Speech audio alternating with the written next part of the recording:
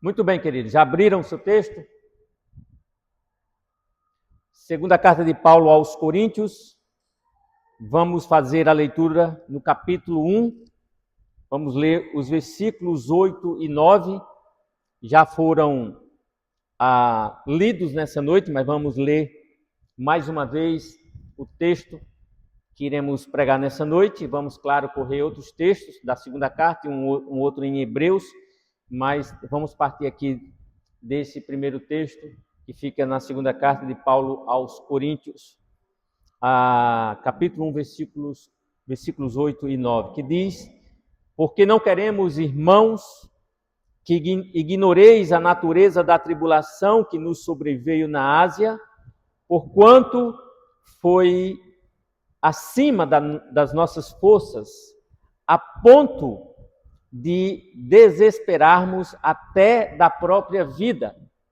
Contudo, já em nós mesmos tivemos a sentença de morte, para que não confiemos em nós, e sim no Deus que ressuscita os mortos. Vamos orar. Obrigado, Deus, pelo privilégio que temos de poder nos reunir como igreja do Senhor, neste dia tão precioso, no qual nós temos a alegria de cantar louvores ao Teu nome. Agradecemos por cada irmão que pôde chegar, cada família aqui presente, representada. Que o Senhor fale conosco neste momento, que a Tua palavra venha ao nosso encontro, que ela nos abençoe, que ela fale ao nosso coração, que saiamos daqui desafiados, comprometidos com esse texto, que de fato transforma vidas quando pregado e entendido no poder do Teu Santo Espírito. Usa o Teu servo como instrumento de Tuas mãos e faz com que a Tua palavra chegue a cada coração. Pedimos estas coisas em nome de Jesus. Amém. Irmãos, nós já por 3 domingos estamos aqui pregando, anunciando alguns assuntos voltados aos problemas da vida. No primeiro sermão nós falamos sobre sofrimento, falamos sobre a suficiente graça de Deus no sofrimento. Semana passada nós fizemos uma abordagem sobre as tempestades da vida, e hoje nós vamos falar sobre adversidades. Como é que nós podemos reagir às adversidades que nós enfrentamos no nosso dia a dia, seja no lar, seja no trabalho, na escola, na faculdade, no hospital, por onde a gente passar. Então vamos pensar sobre este tema, adversidades. Alguém escreveu dizendo que o material de que é feito a grandeza é a reação à adversidade. De fato, irmãos, quando olhamos na história bíblica, os grandes homens de Deus foram forjados justamente diante das adversidades. Eles foram fortalecidos mesmo em meio a terríveis adversidades. A Bíblia diz que todos quantos querem viver piedosamente em Cristo padecerão perseguições, enfrentarão dificuldades. Esta é a grande realidade que a palavra de Deus nos apresenta. E observando a vida do apóstolo Paulo, encontramos várias cicatrizes, vários ferimentos. Em alguns momentos ele enfrentou tanta adversidade que chegou, podemos aqui usar uma figura de linguagem, chegou a ponto de sangrar. Aos Gálatas, por exemplo, ele escreveu dizendo: quanto ao mais, ninguém me moleste, porque eu trago no corpo as marcas de Jesus.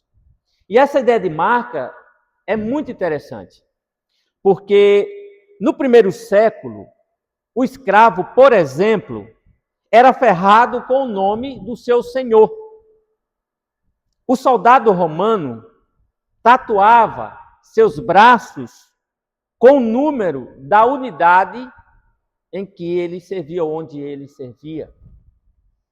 Os adoradores dos falsos deuses tatuavam o nome ou símbolo de seus deuses em seu corpo. Mas, irmãos, quando a gente olha para as cicatrizes, as feridas que Paulo carregou em sua vida, elas, diferente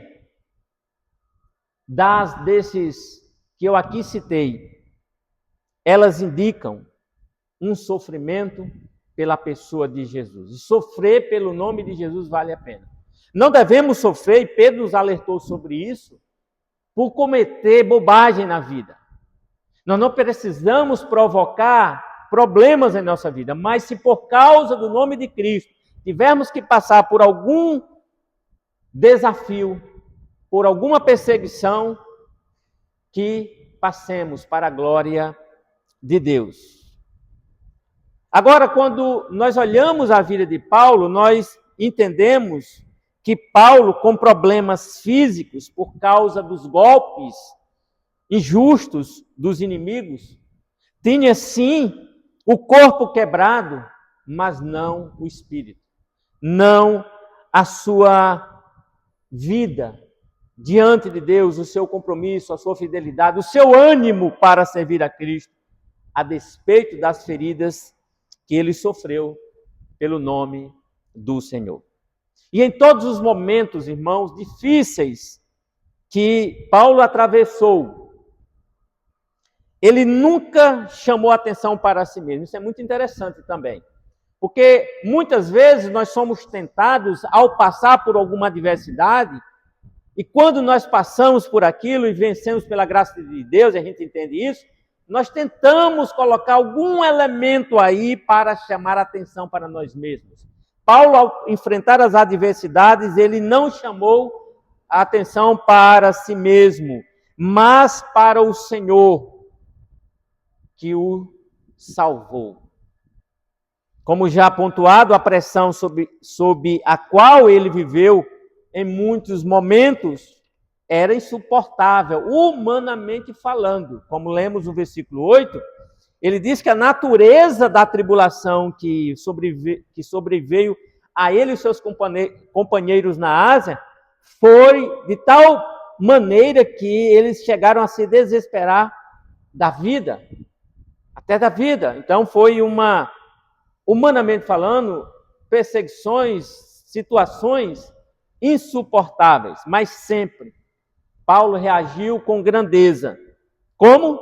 Reconhecendo os seus limites e, por outro lado, o poder de Deus. É assim que a gente enfrenta as adversidades, de forma que, ao sair dela, possamos sair fortalecidos e, acima de tudo, trazendo glória e louvor ao nosso Deus. Então, com Paulo, nós vamos aqui aprender como reagir bem às adversidades. Como que você pode reagir bem às adversidades a partir do exemplo de Paulo. Primeiro, você e eu, nós precisamos fazer de Deus nosso melhor e principal aliado. Muitas vezes nós somos levados a fazer coisas, objetos, pessoas como nossos aliados nos momentos de adversidade.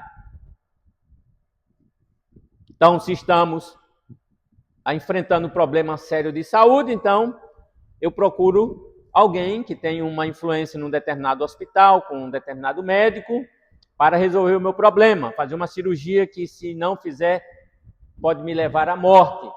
Outros, ao lidar com um emprego, faz de alguém que tem uma certa influência em alguma empresa o seu maior aliado. Bom, essas coisas têm o seu lugar, desde que sejam feitas da maneira certa. Paulo, ele fez de Deus o seu melhor e principal aliado, e assim deve ser conosco, à medida que nós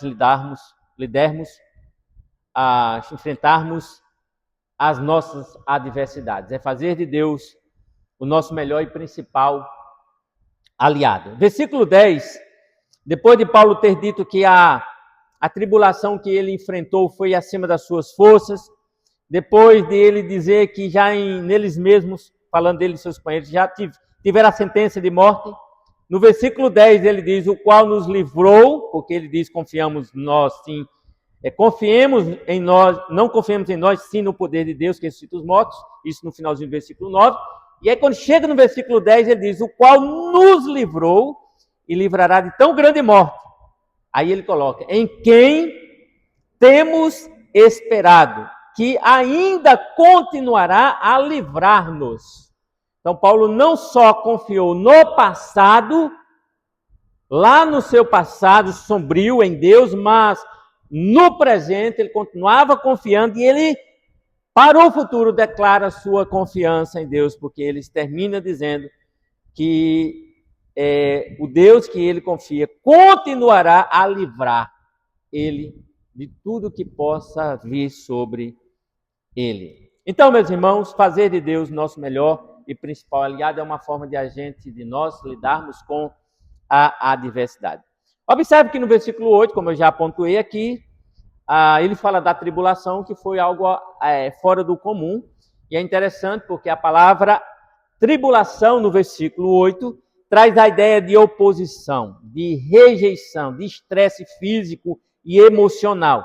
Então, é uma tribulação que pega o camarada no todo, na sua vida física, nas suas emoções, enfim, ele ataca por todas as frentes a pessoa, e é este o estado em que Paulo diz ter vivido por meio da tribulação que lhe sobreveio na Ásia. Traz essa ideia de estresse físico, emocional, essa luta interna e externa.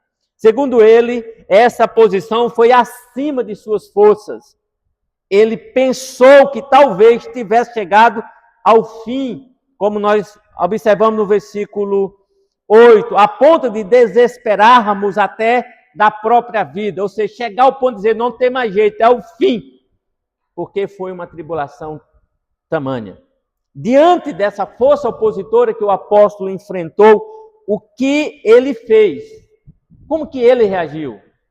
Irmãos, o texto diz que ele resolveu não confiar em si mesmo, mas em Deus. Versículo 9 de 2 aos Coríntios, capítulo 1, diz, contudo, já em nós mesmos tivemos a sentença de morte, para que não confiemos em nós e sim em Deus, ou no Deus que ressuscita os mortos. Então ele já recorre para a esperança futura de que, mesmo morto neste mundo, há esperança para quem morre no Senhor. Então, Paulo tem essa disposição. A esperança dele estava em Deus. Então, se por um lado a sentença era de morte, se essa sentença estava diante de si, diante dos seus olhos, por outro lado, ele fixava o seu olhar em Deus, como está no versículo 10 que nós lemos, aí de 2 aos Coríntios, capítulo 1, quando diz, o qual nos livrou, e olha o que ele diz, e livrará de tão grande morte, em quem temos esperado, que ainda continuará a livrar-nos. Então ele coloca sua confiança no Senhor. Queridos irmãos, precisamos ser também determinados em nossas adversidades. Para nós, muitas vezes, é mais fácil ver as noites escuras ao longo da vida como interrupções desagradáveis. Como é que pode? Aconteceu comigo, sou tão fiel ao Senhor.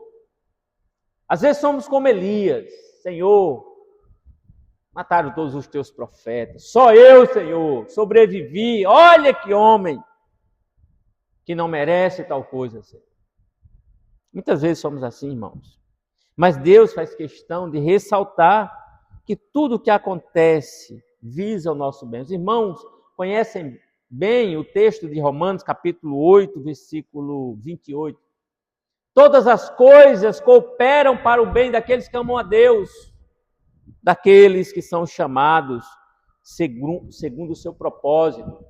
E Jesus, quando deu a grande comissão aos seus discípulos, e ela se estende a mim e a você, ele disse, ou ele prometeu, que sempre estaria conosco até os confins, até a consumação dos séculos e ainda não se consumou todas as coisas, então ele continua conosco. E é com essa confiança da presença do Senhor em nossa vida que temos que lidar com as adversidades.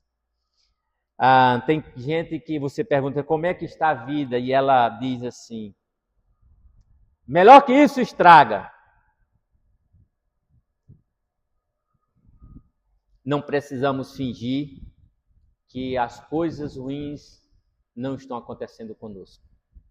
Mas precisamos, irmãos, ao lidar com essas coisas, com essas adversidades, confiar no Senhor. Precisamos olhar para o passado, irmãos, observar o presente e tirar lições para o futuro, a partir da compreensão da constante provisão de Deus, da constante presença de Deus, cuidando de mim e de você nos momentos mais difíceis da nossa vida. Isso vai nos guardar, inclusive, da incredulidade que muitas vezes vem para nos tentar a desconfiar do cuidado de Deus. É esse Deus que você serve, mas Ele está deixando você desse jeito. Que Deus é esse? Irmãos, quando nós entendemos que Deus está conosco em toda e qualquer situação, como veremos ao longo dessa pregação, nós vamos entender que isso também nos guarda de desconfiarmos de Deus. Não precisamos confiar de Deus. Davi faz um resumo do todo da sua vida, dizendo o seguinte: fui moço e já agora sou velho. Nunca vi um justo desamparado, nem a sua descendência a mendigar o pão. Olha que confiança, olha que vida vivida debaixo dos cuidados de Deus, observando os detalhes mínimos da vida. É isso que nós temos que fazer. Essa referência está no Salmo 37, versículo 25. Quando Davi soube da cidade de Ziclag, que foi invadida pelos inimigos, suas mulheres levadas cativas, seus filhos também, seus bens, diz o texto que Davi buscou o Senhor. 1 Samuel 30, do 1 ao 6, diz que Davi buscou o Senhor. Como isso foi feito, irmãos? O narrador dos fatos diz que Davi se reanimou no Senhor seu Deus.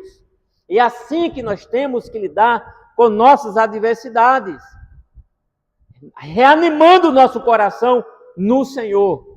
Não podemos desistir. Deus está conosco, por mais que o mal nos atinja, por mais que o inimigo chegue bem perto de nós, nós precisamos nos reanimar no Senhor. E foi assim que Davi fez. Olhar para o alto, irmãos, é o melhor que fazemos quando tudo parece perdido. Olhar para o alto. Enfrentar os piores golpes da vida não se faz com força própria, olhando para dentro de si. Tem gente alimentando uma falsa esperança de olhar para si: eu sou forte, eu sou isso, eu sou aquilo, eu posso. Você não pode nada, nem eu, nem ninguém.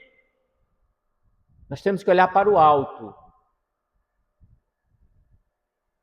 Nós temos que depender do Senhor, para que no fim da jornada possamos dizer, como Paulo: temos, porém, este tesouro em vaso de barro, para que a excelência do poder seja de Deus e não de nós. Segundo aos Coríntios, capítulo 4, versículo 7. Paulo está falando em meio às lutas. Ele quer sair dessa luta com essa condição, entendendo, compreendendo que o que temos é um vaso de barro. Isso é para que a excelência do poder seja de Deus e não de nós. Nós não precisamos colocar os olhos em nós mesmos. Deus é a única fonte segura que o cristão possui neste mundo. Nada além disso, irmãos. E devemos nos lembrar que não é a aflição que devemos apreciar, mas a forma como nós devemos lidar com ela, confiando em Deus e nos recursos que Ele tem nos dado, tem colocado à nossa disposição. Pensando e agindo assim, podemos também dizer com Paulo: em tudo somos atribulados, porém não angustiados. Perplexos, porém não desanimados. Abatidos, porém não destruídos. É assim, Robinha, que nós temos que lidar com as adversidades. É assim. A palavra de Deus, irmãos, tem que ser o nosso manual de consulta para sabermos como lidar com as adversidades. Então temos aqui a primeira maneira de como reagir às adversidades. Reagir bem, não mal, bem. Nós precisamos fazer de Deus nosso melhor e principal aliado. As outras coisas são secundárias. Devemos apoiar no amigo, no pastor, na igreja, nos irmãos em Cristo. Devemos nos ajudar mutuamente. O conceito de mutualidade é bíblico.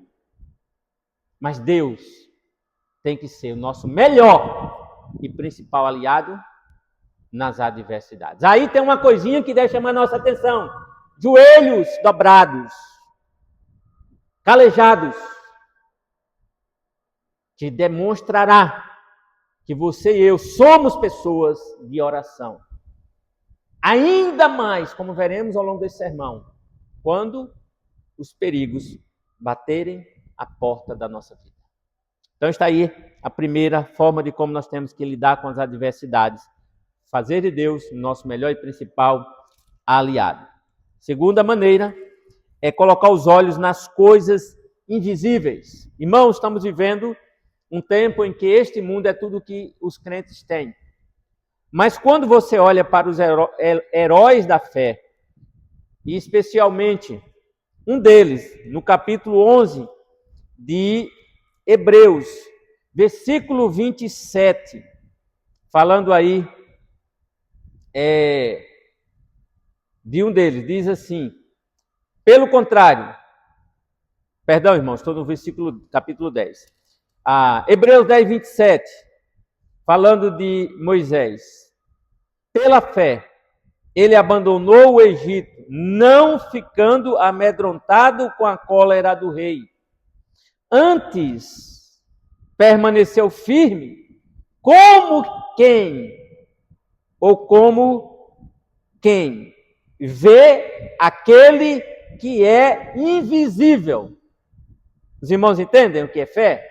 O que é confiança em Deus? O que é recorrer para o invisível? É olhar para todos os lados, o perigo batendo à nossa porta, e a gente colocar os olhos naquele que é invisível, aquele que não vemos, mas que está conosco. É a segunda maneira de como nós devemos lidar com as adversidades. Os homens e mulheres de Deus sempre viveram com os pés na terra e os olhos nos céus. É assim que o crente verdadeiro deve viver, e é assim que os grandes homens e mulheres de Deus viveram. Homens do passado viviam com os pés na terra e os olhos nos céus. Com Paulo não foi diferente.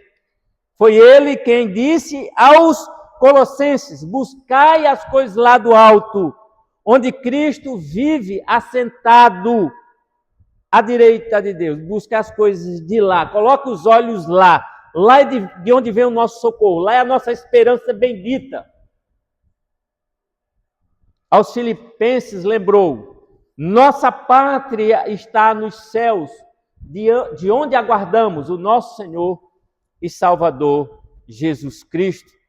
Paulo, meus irmãos, tinha sempre diante de si o Deus que trabalha por seus propósitos eternos.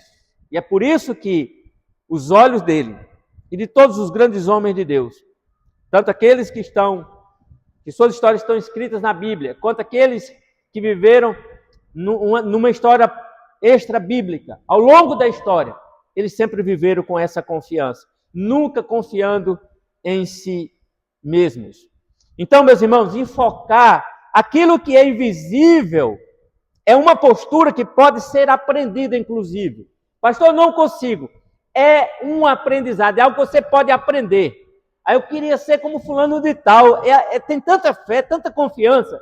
Você pode aprender a também viver de forma a colocar os seus olhos naquele que é invisível, diante das lutas, diante das adversidades. Foi assim que os homens de Deus viveram. Como disse um pastor, trabalhando esse texto, concentrar-se no que é invisível ajuda-nos a suportar o que de outra maneira seria insuportável. E é por isso que muitas pessoas chegam ao desespero, tiram suas próprias vidas, porque elas não aguentam. E é claro, não vão aguentar quando colocam os olhos em si mesmos ou nas circunstâncias. Mas todos aqueles que colocam seus olhos naquele que é invisível, que colocam sua esperança nele, permanecem de pé. E esse é o nosso chamado para enfrentarmos as adversidades. Querido irmão, a palavra de Deus está cheia de encorajamento. Ela desafia você, como salvo em Cristo, a colocar sua esperança nas coisas eternas, não nas coisas terrenas. Jesus, por exemplo, falou aos discípulos que voltaria para buscá-los.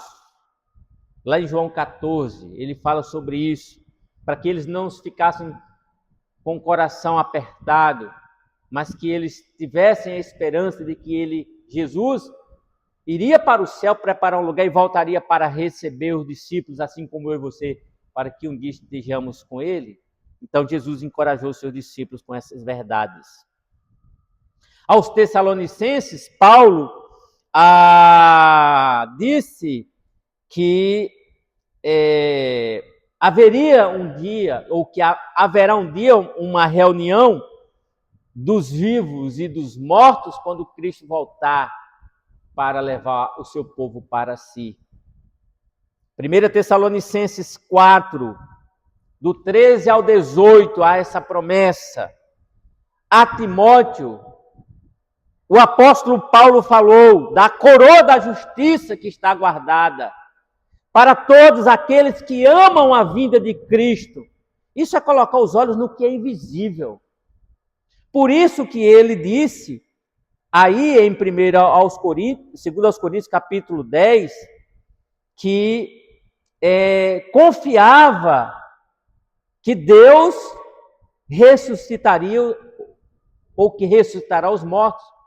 Sua esperança não está apenas nesta vida, mas mesmo que tenha que morrer, como ele esteve bem perto antes de escrever esse texto, ele sabia também que o Deus que ele cria era o Deus que ressuscita mortos. Então, queridos irmãos, nós temos aqui duas maneiras de lidarmos com as adversidades. A primeira é fazer de Deus o melhor e principal aliado. Segundo, é colocar os olhos no que é invisível. É andar numa confiança de tal forma que você nunca vai ver Deus, mas você sabe que Ele está com você. Ele está do teu lado, Ele está trabalhando, Ele está cuidando de você. Essa é uma forma de lidar com as adversidades. Uma terceira maneira é encontrar na fraqueza o poder de Deus. É saber que você é limitado, mas que existe um Deus poderoso e que o poder dele é suficiente para você lidar com suas adversidades. Eu queria convidar você para, aqui mesmo na segunda carta aos Coríntios, capítulo 11, versículo 30. Segundo aos Coríntios 11, 30. Olha o que Paulo colocou. Se tenho de gloriar-me, gloriar-me-ei no que diz respeito à minha fraqueza.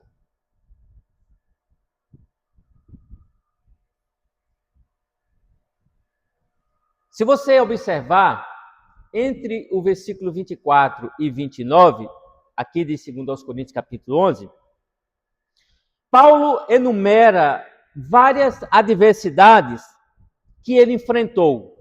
Você vai perceber isso no texto. Várias, não foram poucas, várias.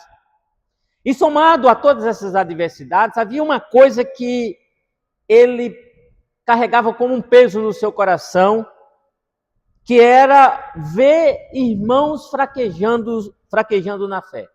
Observe 2 Coríntios 11, 28. Além das coisas exteriores, há o que pesa sobre mim diariamente, a preocupação com todas as igrejas. Ele não vivia apenas para si. Ele não colocava os olhos apenas nos seus problemas. Os seus olhos estavam abertos para o que estava ao seu redor, para o que acontecia ao povo de Deus, às igrejas de Deus, aqueles que Deus lhe confiou. E em todas essas situações, ele se via como um sujeito limitado. E aqui é o segredo da vida. Quando a gente lida com as adversidades, é a gente olhar tudo que está ao nosso redor, olhar para a nossa vida, inclusive para a vida dos que estão ao nosso redor, e enxergar que tudo é limitado. O meu dinheiro é limitado, a minha influência é limitada, a minha saúde é limitada, a minha família é limitada, meus amigos são limitados, a igreja com a qual eu convivo é limitada, tudo é limitado. Então eu tenho que olhar para isso. Mas não parar por aí, irmãos. Mas antes da gente chegar lá, perceba que no capítulo 12, especialmente, como se não bastasse, Deus deu de cortesia a Paulo um espinho. A gente já falou sobre esse texto várias vezes. Isso no capítulo 7. Ele diz assim: para que não me ensoberbecesse com a grandeza das revelações, foi-me posto um espinho na carne, mensageiro de Satanás, para me esbofetear, a fim de que não me exalte. Foi isso que Deus deu para ele. Paulo, será que gostou disso? Não gostou, tanto que ele orou pelo menos 3 vezes para que Deus tirasse esse espinho, essa situação dele, que o machucava, que trazia desconforto. Mas aí, irmãos, tudo foi sem... ele não obteve sucesso. Mas aí, ele recebeu graça sobre graça. Porque no versículo 9 de 2 Coríntios 12, a resposta de Deus a Paulo é: então ele me disse, a minha graça te basta, porque o poder se aperfeiçoa na fraqueza. Veja que no versículo 30 do capítulo 11, ele disse que se tem uma coisa na qual ele se gloriava, era na sua fraqueza. Aí, diante do que lhe acontece, e somado ao pedido de oração, Deus vem a ele, em resposta à sua oração, e diz: olha, o meu poder se aperfeiçoa na fraqueza. O meu poder se aperfeiçoa na fraqueza. Ou seja, Deus está dizendo a Paulo que a graça dele será sobremodo sobre a vida do seu servo. E como foi que Paulo reagiu à resposta divina? Admitindo sua fraqueza, como ele já havia admitido. E reconhecendo o poder de Deus. Porque no final do versículo 9, de 2 aos Coríntios, diz assim: de boa vontade, pois, mais me gloriarei. Em que, irmãos? Nas fraquezas, as quais ele já havia falado no capítulo 11, versículo 30. As quais Deus já havia apontado aqui no versículo 9. Então ele diz: de boa vontade mais me gloriarei nas fraquezas. Para quê? Ele diz: para que sobre mim repouse o poder de Cristo. Então, meus irmãos, prestem atenção. Lidar com as adversidades é a gente encontrar na fraqueza o poder de Deus. É olhar para nós, para todos ao nosso redor e dizer: tudo é limitado. Mas existe um Deus que é poderoso e o seu poder está à minha disposição. Como disse alguém, a única maneira de alguém qualificar-se para receber força de Deus é quando admite sua fraqueza. quando admite que não é capaz nem forte. Você precisa acordar todos os dias e dizer: eu sou fraco, eu sou fraco, eu sou incompetente, eu sou limitado, eu não sou nada. Mas Deus é tudo, eu dependo dele. É por isso que o crente genuíno, ele tem compromisso com a vida de oração. Todos os dias ele acorda e diz: eu não sou nada. Eu preciso de Deus, eu necessito da graça de Deus, eu necessito do poder de Deus sobre a minha vida, me sustentando, me mantendo de pé. E não achar que é suficiente em si mesmo. E tem muita gente por aí achando que é. Paulo deixa claro que ninguém é forte o suficiente. Ninguém, absolutamente ninguém. Deus que derramou o seu poder sobre a vida dos seus é o único forte em qualquer adversidade. Ele é aquele para quem nada é impossível e ninguém pode impedir quando ele age. A força do crente brota de sua fraqueza, quando esta se dirige a Deus, que é todo-poderoso. Versículo 10. Pelo que sinto prazer nas fraquezas, nas injúrias, nas necessidades, nas perseguições, nas angústias, por amor de Cristo, porque quando sou fraco, então é que sou forte. Os irmãos entendem? É esse o princípio que temos que levar para a vida. Diante das adversidades, entenda, reconheça, encontre em suas fraquezas o poder de Deus, não em você. Vocês se lembram da história dos 3 amigos de Daniel? Foram desafiados a adorar a imagem que Nabucodonosor fez de si mesmo. Foi colocado sob pressão. O que aqueles 3 jovens responderam ao rei? Se o nosso Deus, a quem servimos, temos que ter coragem de dizer isso, quer livrar-nos, ele nos livrará da fornalha de fogo ardente e das tuas mãos, ó rei. Se ele quiser, ele fará isso. Esse Deus a quem nós servimos. E os irmãos conhecem o desfecho da história.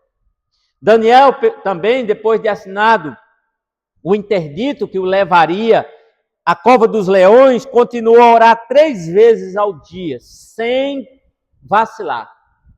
Por quê? Porque ele sabia que existia um Deus poderoso sobre as suas fraquezas. E assim tem sido os homens de fé ao longo da história. Eles têm confiado no Senhor. Diz o autor da carta aos Hebreus, por exemplo, que alguns foram torturados, não aceitando o seu resgate, para obterem superior ressurreição. O crente não pode temer a morte, inclusive. Ele entende que tem um Deus que está no controle de tudo e é poderoso para fazer o que lhe convém, inclusive acompanhar os seus servos até a sepultura. Mas um dia ele vai visitar essa sepultura e vai chamar cada um para si. Isso é fé, isso é reagir às adversidades, encontrando na fraqueza o poder de Deus. Mas se Deus é poderoso, por que ele permite esse tipo de coisa, pastor? Permitir que homens sejam cerrados no meio, torturados?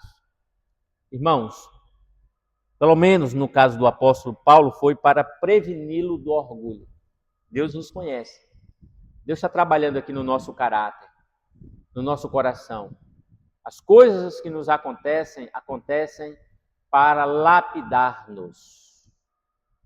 No caso de Paulo foi para que ele não se orgulhasse. Nós lemos aí no versículo 7. E para que não me ensoberbecesse com a grandeza das revelações, foi-me posto um espinho na carne. Foi por essa razão que Deus colocou Paulo nessa situação. Em outro lugar, Paulo afirma que todas as coisas cooperam para o bem daqueles que amam a Deus, como nós já pontuamos aqui. Para alguns, Deus visa trabalhar uma área específica, uma questão específica. Paulo, por exemplo, foi o orgulho. Para outros é outra questão. Talvez a falta de confiança, enfim. Só Deus sabe qual área, qual dificuldade nós temos de viver a vida como deve ser vivida, e Deus usa uma adversidade, por exemplo, para trabalhar naquela área. O fato é que todos nós temos áreas na vida que precisam ser corrigidas, consertadas.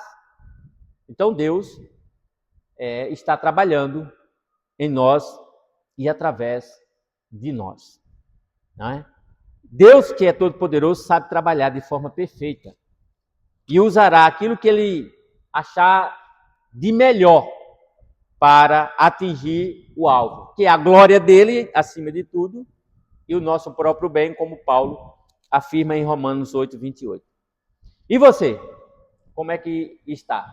Você tem vivido dias de aflição? Como é que a vida tem sido para você?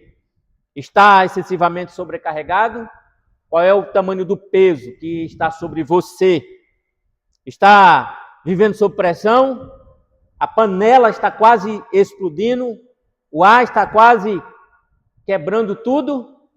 Bom, você precisa levantar os olhos para o alto, porque Deus é um Deus bom em todo o tempo.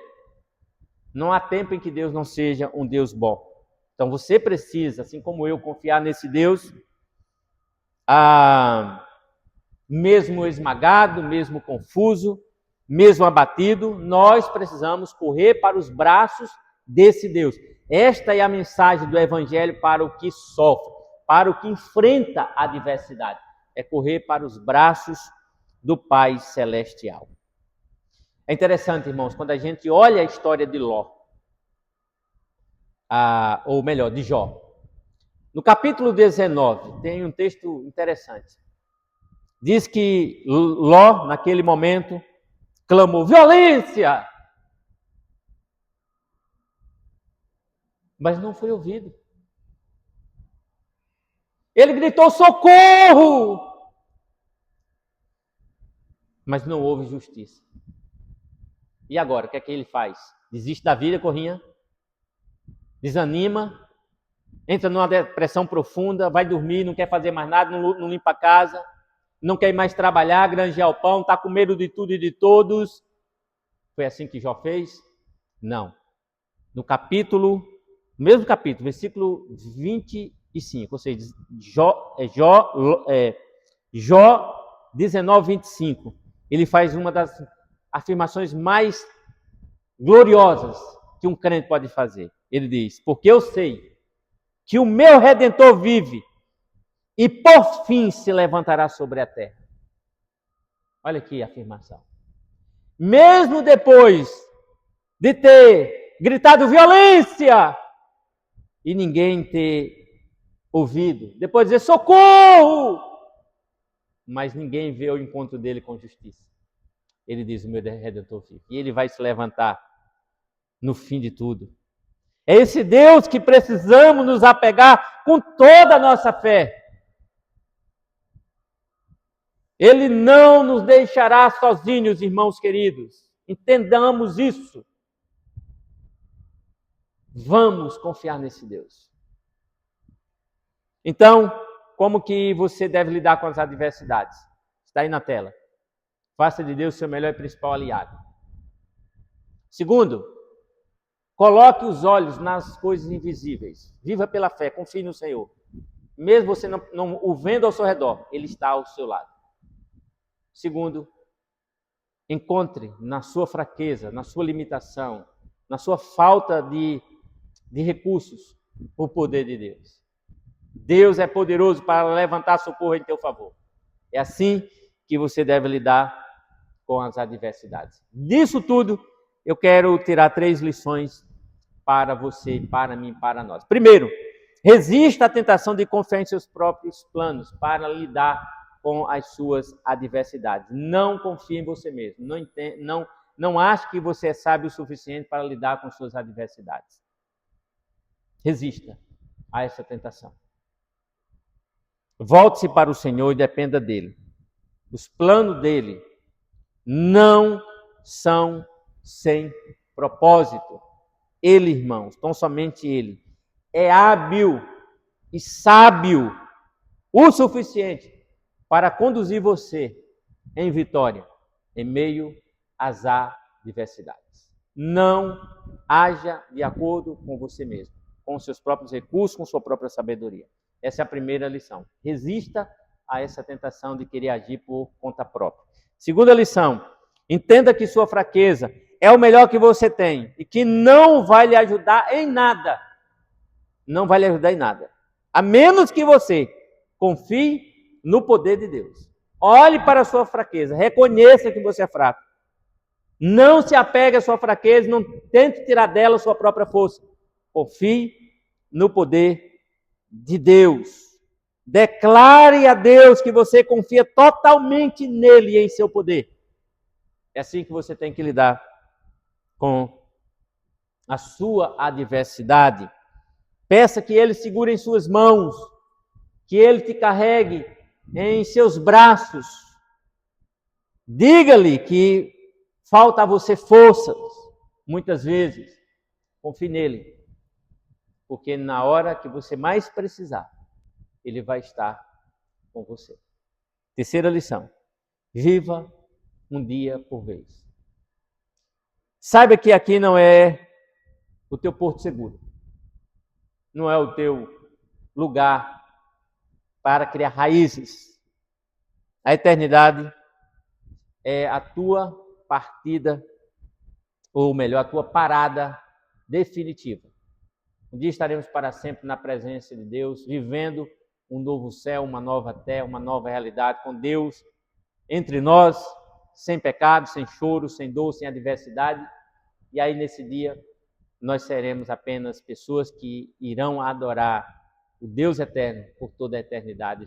Iremos servi-lo de dia e de noite com alegria, sem dor, sem tristeza, sem nada. Siga firme rumo ao lar celestial, independente do que lhe aconteça nesta vida. Então, lide com suas adversidades desta maneira, deste modo, confiando simplesmente no Deus Todo-Poderoso, seguindo os ensinamentos que ele deixou em sua palavra, as orientações que ele tem dado a você. Então, não viva ao seu bel prazer, mas viva ao modo de Deus. Esse é o chamado que você tem para você viver aqui em meio às suas adversidades. Vamos orar? Queria convidar você para fechar os olhos e orar comigo neste momento. Vamos